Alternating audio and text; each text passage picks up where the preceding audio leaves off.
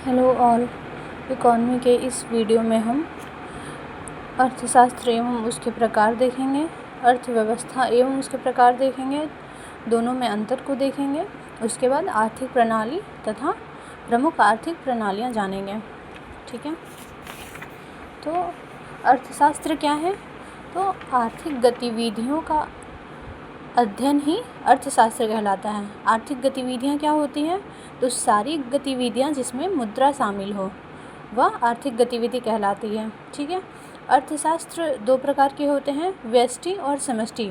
व्यष्टि जहाँ अर्थशास्त्र को हम छोटे स्तर पर पढ़ते हैं और समष्टि जहाँ बड़े स्तर पर देखते हैं। अर्थव्यवस्था अर्थशास्त्र का ही क्रियाशील स्वरूप है। ठीक है, अर्थशास्त्र जहाँ सिर्फ किताबों पर है, वहीं अर्थव्यवस्था इन एप्लीकेशन है। हम देख सकते हैं कि देशों, कंपनियों और परिवार सभी की अर्थव्यवस्थाएं होती हैं, जैसे भारतीय अर्थव्यवस्था, जापानी अर्थव्यवस्था, अमेरिकी अर्थव्यवस्था इत्यादि।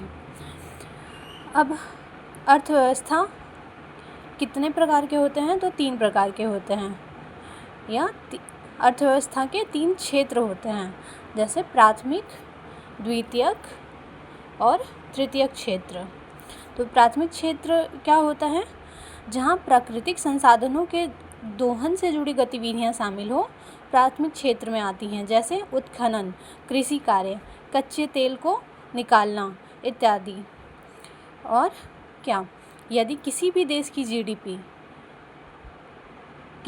की जीडीपी में या जीवन यापन में कृषि क्षेत्र का योगदान कम से कम 50% हो, तो वह कृषि अर्थव्यवस्था के अंदर आएगा या प्राथमिक क्षेत्र के अंदर आएगा, ये कह सकते हैं हम। द्वितीयक अर्थव्यवस्था, तो द्वितीयक अर्थव्यवस्था को हम औद्योगिक क्षेत्र भी कहते हैं। ठीक है, वैसी गतिविधियाँ जिसमें प्राथमिक क्षेत्र के उत्पादों को प्रसंस्कृत किया जाता हो। ठीक है, जहाँ प्राथमिक क्षेत्र के उत्पादों की प्रोसेसिंग होती हो, वैसी गतिविधियों को द्वितीयक क्षेत्र के अंदर रखते हैं।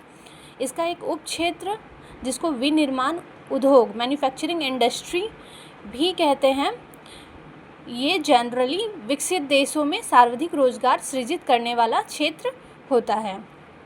ठीक है, सेम उसी प्रकार यदि किसी भी देश की जीडीपी में कम से कम 50% की हिस्सेदारी द्वितीयक अर्थव्यवस्था से होती है, तो वह देश औद्योगिक अर्थव्यवस्था कहलाएगा।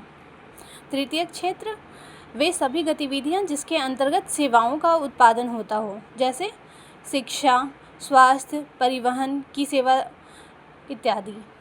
उसी प्रकार से यदि किसी देश की जीडीपी के अंदर कम से कम 50% तृतीयक क्षेत्र का योगदान हो, तो वह सेवा अर्थव्यवस्था कहलाएगा, सर्विस इकॉनमी। इसके बाद तृतीयक क्षेत्र का ही 2 सब डिवीज़न हैं, जिसको चतुष्क क्षेत्र, क्वाटरनरी सेक्टर या ज्ञान क्षेत्र भी कहते हैं, जिसमें शिक्षा, खोज और अनुसंधान से जुड़ी गतिविधियों को रखते हैं।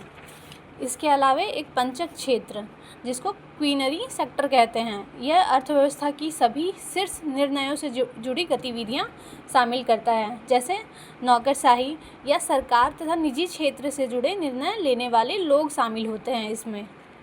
ठीक है, तो ये टॉपिक यहाँ ख़त्म होता है। उसके आगे है हमारे पास आर्थिक प्रणाली। ठीक है, आर्थिक प्रणाली या इकोनॉमिक सिस्टम, तो इसको हम नेक्स्ट टॉपिक में देखते हैं। इस वीडियो में इतना ही। Thank you.